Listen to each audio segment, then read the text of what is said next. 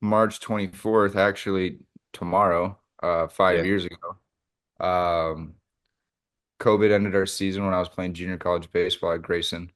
I was a left-handed pitcher, had pretty good stuff. I was committed to Mizzou.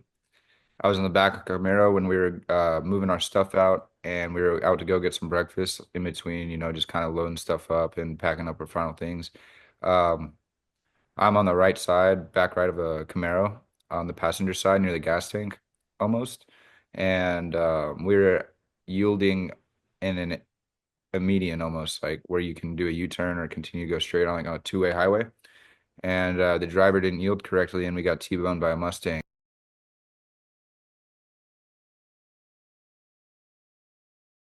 Um, got trapped in the car, burned alive in the car with my roommate Seth, and the impact of the car broke broke my L3, L4, L5 in my spine, broke my right hip, my right femur, and then I had a concussion as well.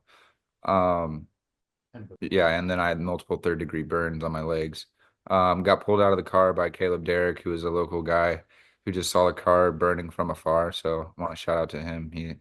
I wouldn't be here if it wasn't for him. He pulled me and my roommate out of the burning car about like a minute or two before it exploded. So leg was all burnt up. So like I was in shock too, and I felt back pain getting pulled away from the wreck. And then, but my femur, I was looking at my femur. I thought my femur was the worst one at the time. It blew up. It immediately started swelling up with blood. It was insane. So, I told them what happened when I got to the hospital. They did X-rays, got me in the surgery. Couldn't walk. Had a rod inserted in my femur, inserted in my hip, and then multiple screws. It was a spinal fusion surgery in those three layers in 2020. Rehab for about 8 months. Probably rushed my injury back a little too quick. Usually the recovery for spinal fusion just return to activity, I guess, not even return to sport is 12 months. So I got him on a mound at the end of January in 21. Threw well, like struck out our best five hitters on Mizzou. It was kind of nuts, kind of surreal. First time facing hitters, but then got the X-rays back. The day later, the 9 month update, and all the screws were broken and the brackets were busted. So, um, those the hardware for spinal fusions kind of work like a paper clip. You can only bend it and twist it so many times before it breaks.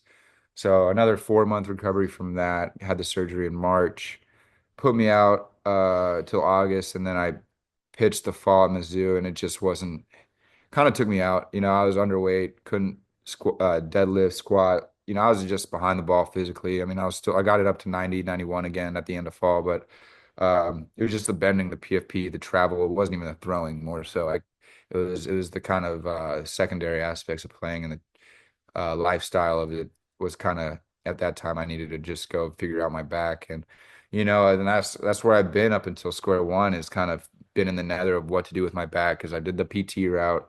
Well, I think it's this little exercise I'm going to give you. When you look at gravity, just get that knee straight.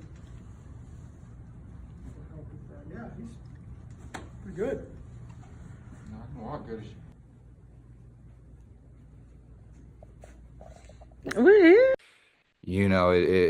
I don't, big medicine, big pharma isn't a good way to go. So I didn't want to just waste time, waste copays doing, stuff that would just be minimal. And especially like when I know that, it wasn't going to be productive in the long run. I was probably just going to end up needing another surgery or whatever. Just wasn't really a good alternative there. So, known Jared for a while.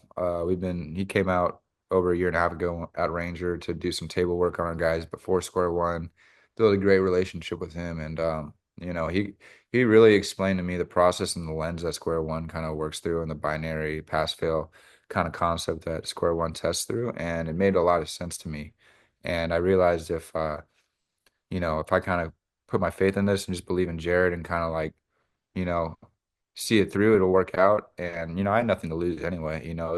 I thought, chronic back pain was going to be just the cards I was dealt for the rest of my life. And it is. But, it's not worth going and driving to the PT place to take care of, especially when I'm trying to live life and go about a regular deal. And, a 30-minute session with Square 1, boom, I'm good for at least, with, and I'm not on a, I don't work I don't, it's not a regular job, it's a lot of swinging a fungo, throwing, travel. Like it's a pretty laborious job. It's almost blue collar in a way. So, a lot of driving, a lot of sitting, a lot of standing. So, it definitely gets me right for definitely way more effective and way longer than any other PT method traditional that I've seen. And, you know, I think it's definitely the best way. It's not a waste of time. It's pass fail. There's no kind of objective like, oh, tissue quality, whatever. It's very good. It's very direct. So it's been a great experience so far. Um, I couldn't say better, more things about it. It's been a great experience. So I'll kind of run you down the story. So we obviously like set the day up 2 weeks in advance, 3 weeks in advance, whatever.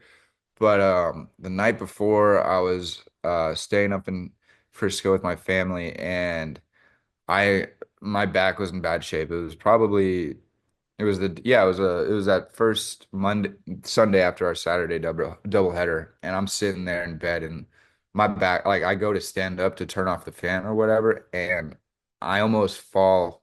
My back pulls, my left side of my back pulls, and I almost fall, and I have to catch myself on the bed and like on the almost on the nightstand. And I'm like, it was brutal. The worst pain I've felt on my back. Like I haven't pulled it. I've dealt with chronic pain, but I haven't pulled it.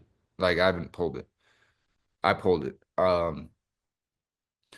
And shit, I texted Jared as soon as I got back in the bed at like 3. I'm like, dude, thank God you guys are coming like tomorrow morning. Like I cannot get in there soon enough. And Ubered back that morning, like probably like an hour after I texted him. Get to the training table at 8, 8:30, whatever it was.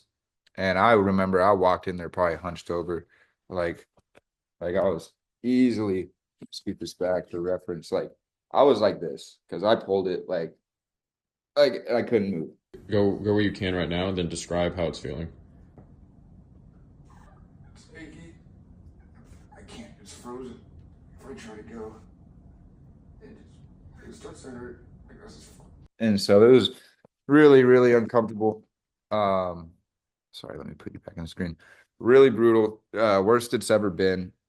And then Jared and Zach did about 200 layers, 250 layers of testing and clearing. We were probably in that training table for about an hour and a half, at least, hour 45. And man, I just kept on getting more and more ranges of motion. I felt very relaxed at the end of it. I felt like almost like I took a nap without napping. I felt great. Felt mellowed out. But my range of motion, the pain was gone. Like it didn't feel pulled anymore. It was kind of weird.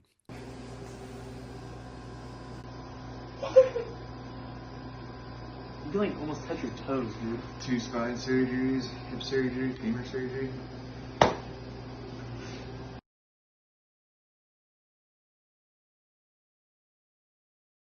And so good sensation. Felt better, and I found more ranges of motion that I need to add strength on, and that's where I need to improve it upon personally. That's kind of like the give and pull, if like you're gonna get new ranges of motion, you need to go strengthen them. I think programming through IHT is the best way to build around those end ranges of motion that you find through Square 1.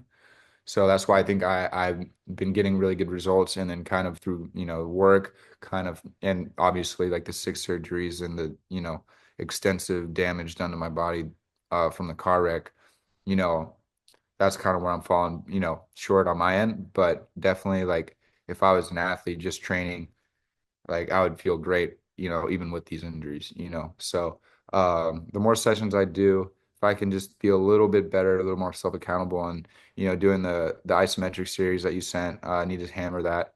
Um, just recruiting and prep work and game is a lot, so I just need to sneak that in, wake up 10 minutes earlier and do it. I mean, I think it's just the personal responsibility that comes with it. Is where you're going to see the best results with Square 1, because just like with anything, you do it consistently and then you do the right things around it. I mean, I think the sky's limitless, you know what I mean? So I think that's what people got to look in the mirror when they do square one too. Like once you get those results, there's a little bit of work you have to do on your own to stay 'em, but I think that's just the nature with anything. It's just like if you go in the gym, you got to diet. So it's been a great experience. I can't wait to get in. So I think that's kind of like mostly the meat and potatoes of the journey right there.